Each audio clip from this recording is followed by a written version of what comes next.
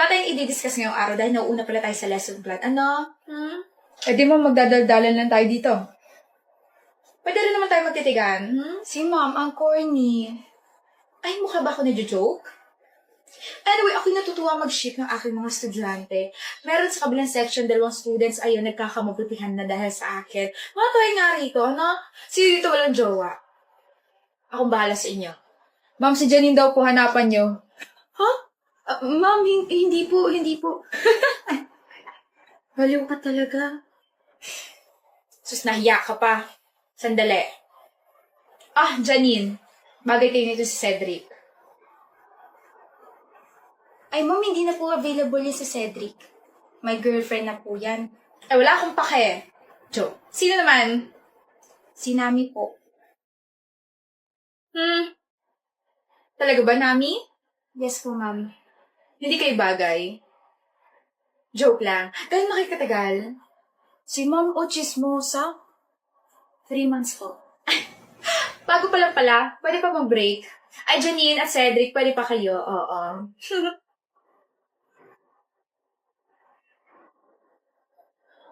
Joke lang ha. Sana hindi ka na-offend. Bibiro lamang tayo rito. Kahit naman po sabihin ko na-offend ako, hindi pa rin naman kayo titigil sa pagbibiro eh. You saying something, Miss Nami? Wala po, ma'am. Si Nami, galit na. Akala ko may sinasabi ka. Ma-offend na sana dapat ako. Kapag sa bibig nyo galing, okay lang. Kapag sa amin, hindi po pwede. Miss Nami? Nami, tama na. CR lang po ako. Nakakasuffocate po dito eh.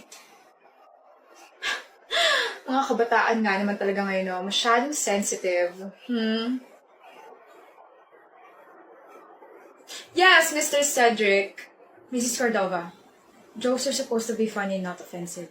Mas ma-appreciate ko po if re-respetuhin niyo yung relasyon namin ni Nami. Yun lang po. Sana po hindi kayo na-offense sa sinabi ko. Hindi nga ako'y nagnakaw ng classroom fund natin. Bakit niyo ba ako pinagbibintangan, ha? Malamang kasi treasurer ka, Lyra. Ikaw lang naman nakakawak ng pera natin lagi eh. Ilabas mo na kasi yung 20,000. Ganda sana kaso magnanakaw. Baliw. Binigay ko sa president natin yung classroom fund kahapon dahil sabi niya siya na lang daw mag-aasikaso nun.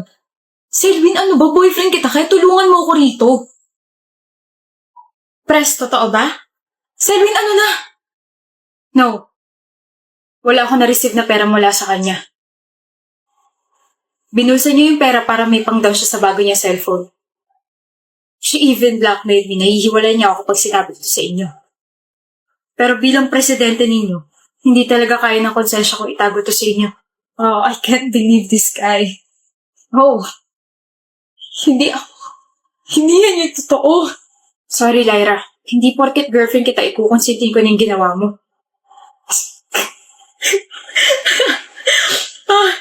Sabi ko na sasabihin mo yan eh. I came prepared, baby. I recorded our conversation yesterday just in case na hanapin nila sa akin yung pera. You recorded our conversation yesterday? Sorry, Selwyn. Hindi naman porket boyfriend kita, ikukonsintin ko na yung ginawa mo. What the hell, Selwyn? Gwapo sana kaso sinungaling tsaka nang bubulsa ng pera. Walang kwenta yung ebidensya niya. Hindi niya talaga binigay sa akin yung pera. Hoy, Lyra, huwag ka nang magsinungaling. Akuin mo yung ginawa mo. I have 2 witnesses. Kasama ko mga best friends ko kahapon nung hinigit mo ako at hiningi sa akin yung pera. Nakita nila na inabot ko sa'yo. Oh, you want me to call them? Or maybe we could just ask our advisor kung talaga ba nagsabi ka sa kanya kahapon. Shut up. Now that I cleared my name, you all owe me an apology. Oh, never mind. Kahit mag-sorry pa kayo, hindi ko makakalimutan yung mga sinabi niyo dahil nagtatanim ako ng sama ng loob, mga buwisit kayo. And that's all, ma'am. Thank you for listening and watching our roleplay. Next presentation, please. Good evening, love. How's your day? Sobrang pagod. Kanina ko pa gustong umuwi kasi panikoda yung boss ko eh. Kahit yung hindi ko naman dapat gagawin, sa akin pinapagawa. Galit ka ba? Oo naman. Sino hindi magagalit sa kanya? Tsaka ba't mo pa tinatanong yung obvious? Bakit mo naman ako tinataasan ng boses? Ako ba kaaway mo? Okay, sorry Viv. Pagod lang talaga ako. Then bakit late ka na nakauwi? Naya ako ng boss ko mag-dinner. Sorry ko, hindi ko nasabi sa'yo to. So hindi ka na makakasabay sa akin kumain. Hinintay mo ako? Sabi mo kasi kaninang umaga sabay tayo. Pero okay lang. I can eat naman na ako lang mag-isa. I'm sorry talaga, love. Bawi ako bukas. Half-bat lang ako. Sige, sandali. Ang bango ng perfume mo. Bumili ka ba ng bago? No. Pabango mo to. Talaga? Bango, diba? Nakalimutan mo na ba? Yung mga ginagamit kong pabango, yung mga katulad nung sayo, yung mga matatapang, never ako gumamit ng vanilla scent o kahit na anong pambabaeng pabango. Love, kasi napadikit kasi sa akin yung boss ko during dinner. Sa kanya yata tong pabango na naamoy mo. Then bakit ka nagsinungaling? Para hindi ka na mag-overthink. Look, Viv, nagbago na ako. Hindi naman na kita lolokohin. Hindi na ako ng bababae. I swear napadikit lang yung boss ko sa akin. What did you say? Napadikit lang yung boss ko sa akin. Hindi. Nagbago ka na. Hindi mo na ako lolokohin. Hindi ka na ng bababae. So, ibig sabihin, ilang beses mo na ako niloko dati. Tama pala yung hula ko. Viv, wait. That was a year ago. Nagbago na ako, Viv. Viv, Huwag kang lalapit dahil nagsisimula na ako mandiri sa'yo. I asked you a lot of times. I gave you a chance to tell the truth. Pero totoo pala talaga. Hanabihan mo pa ako na nahihibang na ako na gawa-gawa lang yun ang utak ko. Kahit siguro ilang beses mo sabihin na nagbago ka na, kahit ilang beses kang mag-explain, hindi na mawawala sa utak ko yung sinabi mo. Ano pa bang tinatago mo, Ambrose? wala na. Wala na akong tinatago. See? Hindi na ako naniniwala. No. I can't marry you. Viv, malapit na yung kasal natin. At malapit na rin ako maubos, Ambrose. I really can't marry you. Viv, Brea, paabot nga nun. Ha? Paabot nun. Ha? Ako na. Brea, sabi ni ma'am sa inyo raw ako. Ha? Sa inyo raw ako. Sa grupo niyo raw ako. Ha? Sa'yo ako. Ha? Ha? Basta sinabi ko na sa'yo, ha? Ha? Ha? Okay. Ha? Okay. Brea, natignan mo na yung sinend ko sa yung file. Ha? Oo, natignan mo na. Ano comment mo? Okay ba? Ha? Talaga? Tama yung sinend ko? Sabihin mo lang kapag may kailangan pa akong gawin, ha? Ha? Inunahan na kita para hindi ka na mahirapan. Laters! Uy, Brea, congrats nga pala, ha? Ha? Dikan kita with consent. Gusto mo? Sa tingin mo ba, mapipikon mo ako sa kakaganyan mo, ha? Ayoko na nga. Kapag ikaw yung nangaasar, nakakapikon. Tapos kapag ako naman yung nangaasar, parang tuwang-tuwa ka pa. Ha? Danny! Anong feeling? Ayoko na. Ha? Hindi naman nakaka-fan nyo sa akin, ah. At paano mo nasabi yan? Kasi yung ha ko, ha, like you. Ha? Ha? Yan lang yung tatanggapin kong ha mo kasi ang cute mo magulat. Ganda. Ha? Ganda raw? Ha? I like you raw? Hi, excuse me. Kanina ka pa kasi namin napapansin ng mga friends ko and honestly, you're my type. Huh?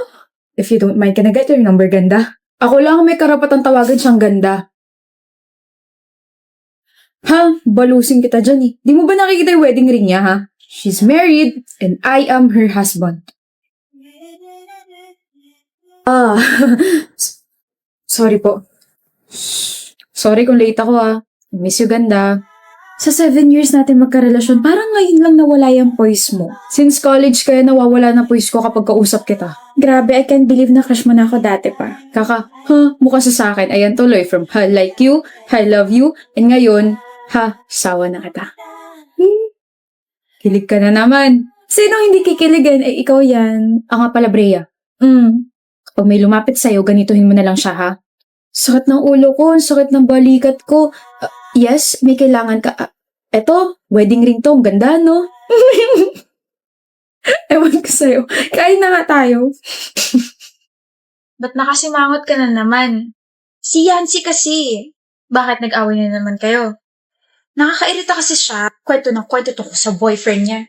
Eh, hindi mo na ako interesado sa mga sinasabi niya. May boyfriend na siya? Hindi mo alam? Di naman kami close. Basta, dito muna ako sa'yo. What do you mean dito ka muna sa akin? Dito muna ako sa'yo. I don't really want to talk to her. She's annoying. Okay. Ay, anyway, partner tayo sa report ha. Paano si Yancy? Ayoko siyang kapartner. Okay. Kai, chinat ko na yung parts mo na kailangan mong gawin, okay? Nakalimutan mo na bang may report tayo? Hala, Gail. Okay na kasi kami ni Yancy, kaya kami na lang yung partner sa report. Pero nagpasa na ako ng 1/4 na may pangalan natin kay ma'am kanina. Binawi ko kaagad nung kinausap ako ni Yancy. Pinasa ko yung paper mo na si Anne yung partner mo. Kai? Am I a joke to you? Sabi mo partner tayo. I know, Gail, pero kasi 'di ba lagi kaming partners ni Yancy, kaya huwag mo na gawing big deal. Parang partners lang sa report, tapos masyado ka namang seryoso dyan.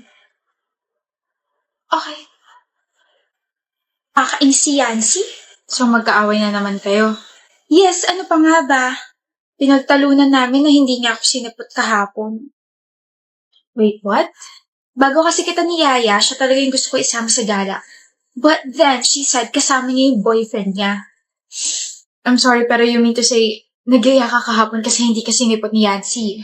Yes? No. I mean, Mag-aaway na naman kayo ngayon, di ba? Kaya mo ako nilapitan ngayon kasi magkaaway kayo at naiinis ka na naman sa kanya. of course not. Kaibigan kita. Do you even realize na nagiging kaibigan mo lang ako at nag-e-exist ako sa buhay mo kapag wala kang ibang kausap, Kai? Kapag okay na kayong dalawa ni Yancy, wala na. Hindi mo na ulit ako kakausapin. No. Sorry, pero hindi naman ako nag-expect na palagi ka nandyan para sa akin. Pero stop treating me as if I only exist when it's convenient for you. Gail, I think you can't be friends with someone na kailangan mo lang kapag malungkot ka. Sa madaling salita, you can't be friends with me anymore, Kai.